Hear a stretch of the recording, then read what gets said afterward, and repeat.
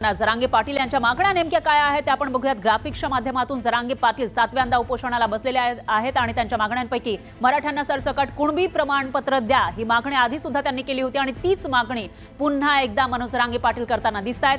अध्यादेशाची तातडीने अंमलबजावणी करा अशी मागणी सुद्धा मनोज जरांगे पाटील यांची आहे।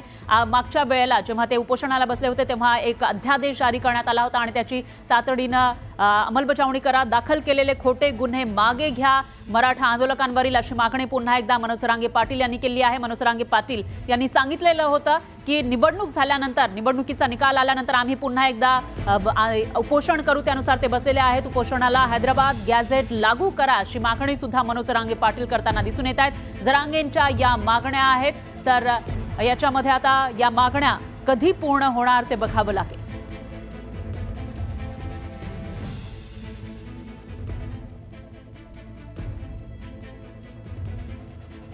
आणि याविषयी अधिक माहितीसाठी आपले प्रतिनिधी सिद्धार्थ गोदाम हे आपल्यासोबत जोडले गेले आहेत थेट अंतरवाली सराटीमधून। सिद्धार्थ, काय सांगाल, 7व्यांदा मनोज जरांगे पाटील हे उपोषणाला बसलेले आहेत, नेमकं काय म्हणणं आहे आणि कसं चित्र तुम्हाला त्या ठिकाणी दिसतंय?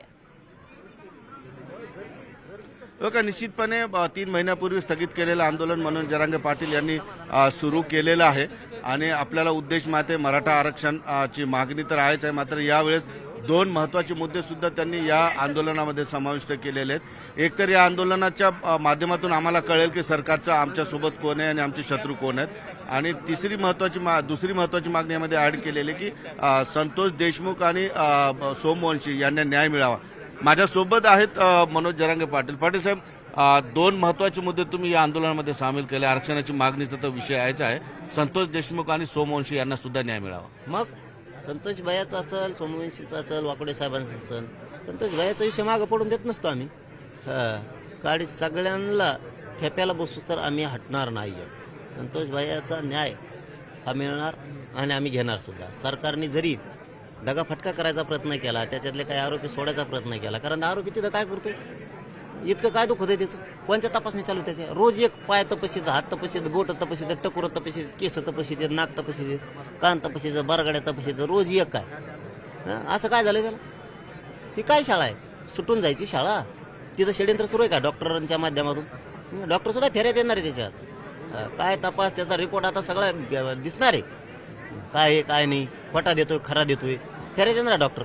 शिवाजीनगर पोलीस स्टेशनचा PI सुद्धा येणार, किती दिवस CCTV बंद ठेवले का, कोणाला भेटायला रात्री येऊन देत होता का, काय करतो, दवाखान्यात CCTV बंद होते का, कोण भेटत होतं, कोण चहा घेऊन जाते, तिथं कोणतरी चहा घेऊन जातं जाऊन, त्यांचा नातलग आहे कोणीतरी, त्या सरमाड्याचा का खरमाड्याचा, ते रात्रीची माहिती आहे आम्हाला। हे जर असली शाळा होणार असल्या तिथं तर हे अवघड आहे, घातक आहे, राज्यासाठी, सरकारसाठी, मुख्यमंत्र्यासाठी घातक, विश्वास उडन जनतेचा। पाटील साहेब, आता मुंबईमध्ये मोर्चा सुरू आहे, त्यांचा भाऊ प्रत्येक जिल्ह्यामध्ये जातोय, न्यायासाठी आवाज करतोय, सर्व पक्षीय लोकांनी त्यांना साथ देणं गरजेचं होतं, कारण हा अन्याय आहे।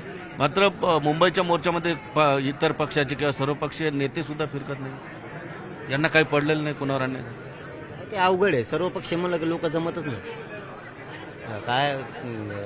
काय होतंय काय नाही माहीत नाही, खूप आव्हान केलं आम्ही, की केलं, सर्व पक्ष म्हणलं थोडंसं कणत येत लोक, काय मिस्टेक माहीत नाही, कारण हे नुसतेच व्यासपीठावर येतात ना, लोक घेऊनच येत नाहीत ना, असा अंदाज आहे, त्याच्यामुळे नुसतं यायचं लोकांनी करायचं, लोक थोडं जाऊ द्या, आता मला त्या विषयात नाही जायचं, पण आम्ही ते मॅटर काय दबून देत नाहीत, कोणाचा बाप येऊ दे। आता लोकांनाच एकत्रित यावं लागेल, नेत्यांच्या भरोश्यावर जगणं मुश्किल आहे सगळं, म्हणजे न्याय मिळवून घेणं पहिल्यापासूनच येते, ज्यावेळेस गोरगरीब जनता उठते त्यावेळेस मिळतं। आता हे आम्ही गोरगरीब जनता, ज्या दिवस मला उघडा पाडायचा प्रयत्न केला, आता चॅनलवर याच्यावर त्याच्यावर काही म्हणतो आम्ही, काय चॅनलवर याच्यावर चालू होतं, त्याच्या मागून नाही, याच्या मागून नाही, त्याच्या मागून नाही, रिअली आता फिरवा कॅमेरे अंतरवालीत, आणि जे म्हणतात त्याला म्हणतो कोण लोक असले सांग अंतरवाली तुडुंब भरली, तो फान लोक पहिल्या दिवशी कवत नसते तितके। मग माझा समाज असा आहे की मी काय वाईट नाही करत राहावं, माझ्या समाजासाठी करतो, मी गोरगरिबांचे लेकरं मोठे करण्यासाठी लढतो, मी त्यांच्या लेकरासाठी लढतो, मला कसं उघडं पडून देते नव्हते। इथं गर्दी होती 2-4 दिवसांनी, पहिल्या दिवशी कवाच नाही होते, इतकी नाही होत, कधीच होत नाही। शेवटी मी काय वाईट करतो, या समाजाचे लेकरं मोठे होण्यासाठी लढतो, माझा समाज कसा मला एकटं पडून देईन? यांनी किती वळवळ करू द्या, टीका करणार, आणि हे जे राजकीय नेत्याचे पाय चाटणारे आहेत काही, त्यांनी किती टीका करू द्या, मी गरिबासाठी लढतोय, करोडोंसाठी लढतोय, हजारांसाठी सुद्धा नाही, करोडोंसाठी। त्यामुळे करोड समाज, आणि आणखी 2-3 दिवसात बघा तुम्ही इथं आसपास तुम्हाला उभा राहायला कुठं जागा नाही दिसते। इतके मराठी आता येणार. आणि मसाजोगचं जे आता तपास सुरू आहे त्याच्यामध्ये अधिकाऱ्यांच्या बदल्या करणं, काही लोकांना बाजूला करणं, पुन्हा जे काही पुरावे येत आहेत ते सोशल मीडियावर जास्त येत आहेत, तपास यंत्रणाच्या हाती का लागत नाहीत? काय म्हणाल एकंदरीत हे बदल्या करणं, बाजूला हटवणं, यांच्या हाती पुरावे नाही लागणं तर लोकांच्या हातात पुरावे येत आहेत? बीड जिल्ह्याची काही यंत्रणा पूर्ण सडली, पूर्ण मॅनेज असल्यासारखं वागतायत, पैसा आणि पैसा अशा स्वरूपातून ते चाललेले दिसत आहेत एकूण, तसा संशय. त्यामुळे तिथं आता भरोसा ठेवायचं काम नाही राहिलं. हर एक फक्त नेत्याला सांभाळायचं बघतो, गोरगरिबाच्या न्यायाकडे कुणी डुकून बघायला, त्या दृष्टिकोनातून सगळं चालू आहे. त्याच्यामुळे संशय येतो. बदल्या नाही करायला पाहिजे तो, ते समूळ मोडायचं असलं ना त्या लगेच 6 रुपये करायला पाहिजे, ते चौकशी करायला पाहिजे, म्हणजे ते कमी होईल. बीड जिल्ह्यातले तसले अधिकारी कमी होते, गुंडगिरी कमी होईल. ज्याच्यावर संशय ते 6 रुपये म्हणून जेलमध्ये टाकला पाहिजे. तुम्ही या आंदोलनाच्या मार्फत मराठा समाजाचा खरा कोण आहे आणि त्यात शत्रू कोण आहे हे आम्हाला दिसणार आहे, कळणार आहे, हे असं का म्हणताय तुम्ही? मग किती दिवस बसणार आता? काय आहे का नाही? माझ्या लेकरांचं काय भविष्याचं आहे का नाही?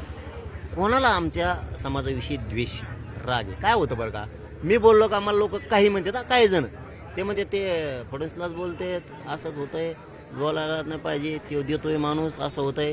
ठीक आहे, सरकार आल्यापासून बोललो नाही, मागण्या त्याच्यात नव्यानं मांडल्यात, सरकार तीच आहे, जुनंच नव्यानं आलंय, एवढाच फरक आहे फक्त, फरक काही नाही. आता आम्हाला बघायचं आणि मला समाजाला दाखवून द्यायचं क्लिअर. तुम्ही म्हणता ना आम्ही बोलतो ते देतोय, आता देतोय का नाही क्लिअर दिसतं, क्लिअर दिसाल देतो. जर फडणवीस साहेबांना मराठ्यांविषयी राग नसल, द्वेष नसल, सूड भावना मराठ्यांविषयी त्यांच्यात नसल, ते जर आमच्या अन्नात औषध घालणार नसले, माती घालणार जर नसले तर मराठ्यांच्या मागण्याची अंमलबजावणी करते.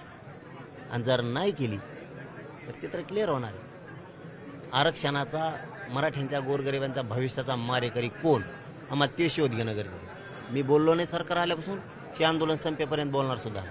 त्याच्यानंतर मग कळण काय असतं. तोपर्यंत आम्हाला आज असं वाटतं फडणवीस साहेब मराठ्यांना आरक्षण देते. मी एवढं कधीच बोलत नाही, प्रामाणिक खरं बोललं पाहिजे कधी कधी माणसानं. एक आता सध्याचं चित्र असं दिसतंय की हैदराबाद गॅजेट, सातारा संस्थान, बॉम्बे गव्हर्नमेंटचं गॅजेट, हे तर आमचं सरकारी नोंदीत हक्काच 83 क्रमांकाला कुणबी आणि मराठा एकच. पोटजात म्हणून मराठ्यांना ज्याची नोंद निघाली त्याच्या स्वाऱ्याला पोटजात, उपजात म्हणून आरक्षणात घ्यायला काहीच अडचण नाही, किंवा व्यावसायिक आहे म्हणून आत घ्यायला काहीच अडचण नाही, रुटीपिटी व्यवहार होतोय म्हणून आतमध्ये घ्यायला काहीच अडचण नाही. शिंदे साहेबाची समिती सुरू करायला काय अडचण आहे? तिथं हक्काचा शोध घ्याव द्या ना, आमच्या प्रमाणपत्राचा शोध घ्यावं, तिला बंद कम केलं. मुदतवाढ काय, आमचं EWS माघारी आणलं पाहिजे. सोप्या मागण्यात आमच्या केसेस रद्द करा, सोप्या मागण्यात. शिंदे साहेबाच्या समितीला मनुष्यबळ द्या, मोडीलिपी अभ्यासक द्या, ज्या नोंदी सापडल्या ते प्रमाणपत्र द्या, पटापट व्हॅलिडिटी द्या. मुलीला मोफत शिक्षण केलं त्याची अंमलबजावणी करा. ते SCBC दिले तुम्ही, त्याचं शिष्यवृत्ती कुठं भरायची याचाच मेळ नाही. अर्ज कुठं करायचे, उच्च शिक्षण तंत्र विभागा मंत्रालयाला करायचे का कोणाला करायचे, का सामाजिक न्याय विभागाला करायचे, तळाला मेळ नाही. आता 100% फीस मागणार आहे कॉलेज. ह्या मागण्या घेऊनच सरकारशी बोललं पाहिजे. एकंदरीत महत्वाची गोष्ट अशी आहे की मनोज जरांगे पाटील म्हणताय की आमच्या या आंदोलनामुळं आमच्या सोबत कोण आहे हे आम्हाला कळेल. मात्र त्याच दुसऱ्या बाजूने ते बोलतायत की देवेंद्र फडणवीसांवर त्यांचा पूर्ण 100% विश्वास आहे की देवेंद्र फडणवीस आम्हाला आरक्षण देतील.